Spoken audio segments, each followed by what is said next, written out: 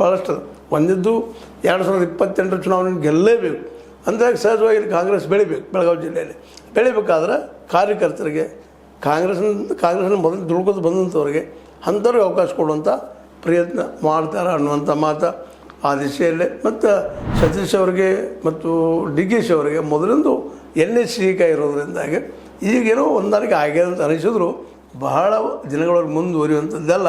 ಯಾಕಂದ್ರೆ ಸುಮ್ಮನೆ patch work ಇದ್ದಂಗೆ ಅದು ಯಾವ ಬೇಕಾದಾಗ ಡಿಸ್ಪ್ಯಾಚ್ ಆಗ್ಬೋದು, ಮತ್ತೇನೋ ಆಗ್ಬೋದು.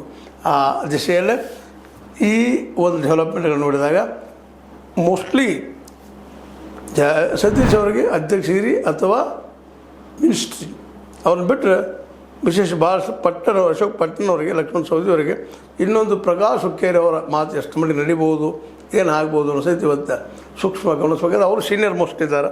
ಮತ್ತು ಪಾರ್ಟಿ ಸಲ ಸಾಕಷ್ಟು ದುಡ್ಕೊಂಡು ಬಂದಂಥವ್ರು ಇದ್ದಾರೆ. ಅವರು ತಮಗೆ ಬೇಡ ತಮ್ಮ ಮಗನಿಗೆ ಕೊಡಲಿ ಅನ್ನುವಂಥ ಬೈಕ್ ಅವ್ರಿಗೆದ.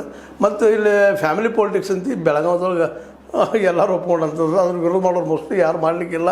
ಯಾಕಂದ್ರೆ ಒಂದೇ ಫ್ಯಾಮಿಲಿಗೆ ಯಾಕೆ ಕೊಡ್ತೀನಿ ಅಂತ ಅನ್ನುವಂಥ ಮಾತು, ಆ ಮಾತಾಡುವಂಥ ನೈತಿಕತೆ ಆಗಿರ್ಬೋದು, ಮತ್ತೇನಾಗಿರ್ಬೋದು, ಬೆಳಗಾವಿ ಜಿಲ್ಲೆಯ ಯಾವ ರಾಜಕಾರಣಿಯಲ್ಲೂ ಉಳಿದಿಲ್ಲ.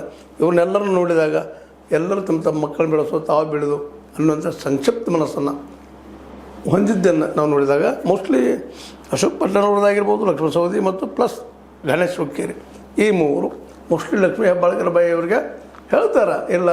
ಯಾಕೆಂದ್ರೆ ನಮ್ಮ ಮೀಡಿಯಾದಲ್ಲೂ ಒಂದಿಷ್ಟು ಸೂಕ್ಷ್ಮ ಇರ್ತದೆ.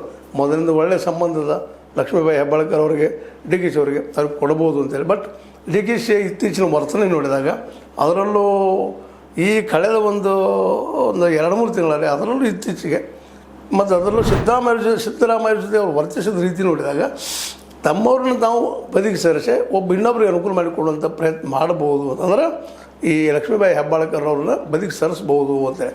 ಯಾಕಂದ್ರೆ ಅವ್ರು ಸರಿಸಿದ್ರೆ ಅವ್ರ ಮೇಲೆ ಆರೋಪ ಕಡಿಮೆ ಆಗಿಬಿಡುತ್ತದೆ, ಇನ್ನಷ್ಟು ವ್ಯಕ್ತಿತ್ವ ದೊಡ್ಡದಾಗಿಬಿಡುತ್ತದೆ.